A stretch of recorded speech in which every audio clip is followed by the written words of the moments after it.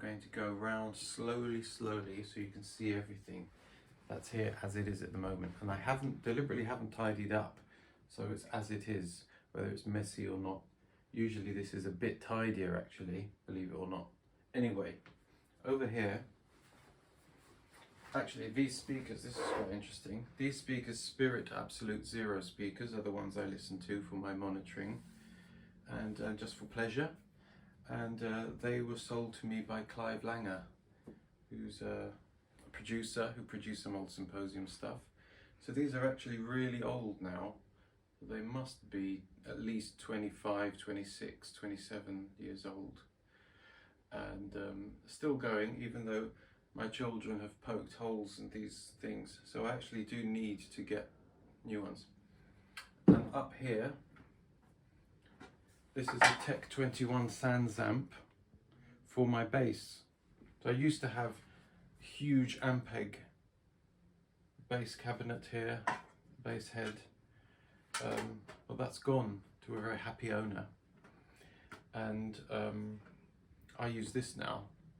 Can't really tell the difference personally for my purposes, but actually the Ampeg does sound incredible and better. Anyway, so where the Ampeg used to be, just some CDs, and down here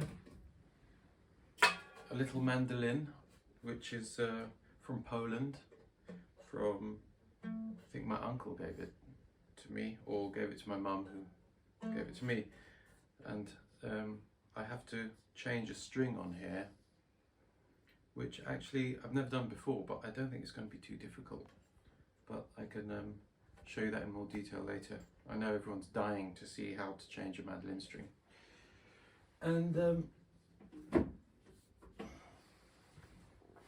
then over there is my bass.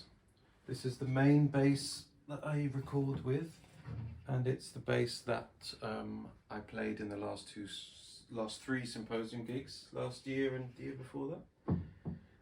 It is a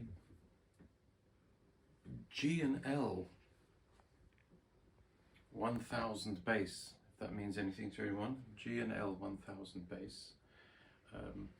It's actually what turned into a Music Man bass for any nerdy bass buffs out there.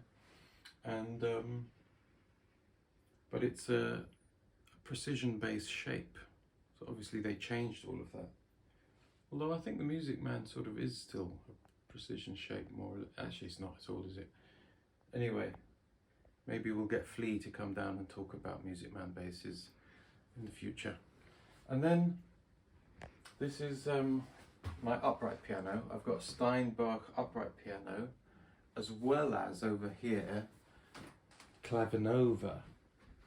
But this Clavinova electrical one, which I've had since I was 18, is now connected to my laptop and the Logic sounds in there, so I can play any sounds on there now.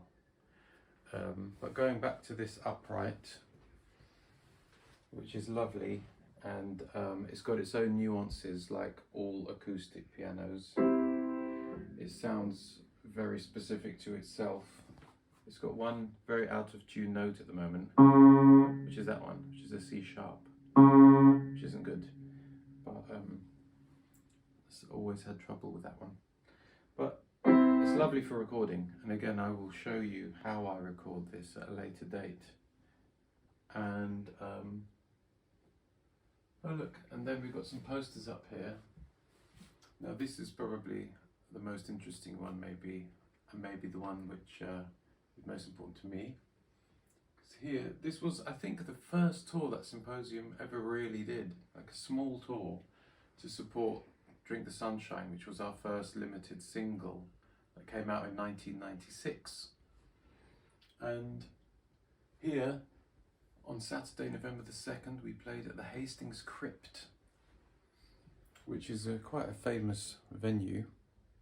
It was then, on the toilet circuit, as it were, in the 90s. Everyone played there that you could imagine.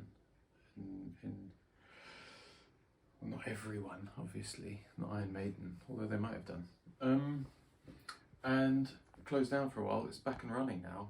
And it was in the round. That's what I remember. It's the first time I'd ever been to Hastings in my life, and that gig was in the round. So the stage was square, and there were people on every single side, so you never, whichever way you faced, you had your back to someone. But I remember it being hot and sweaty inside and freezing cold outside, and you could see the Hastings Castle from outside. And I'm just going to quickly finish off. I'm going to show you this. All my amps are broken now, but my friend Toby has lent me this Marshall amp. It's called a Vintage Modern. It's excellent. I've already recorded once and played a gig with it once, and it's excellent. But I have to give it back to him.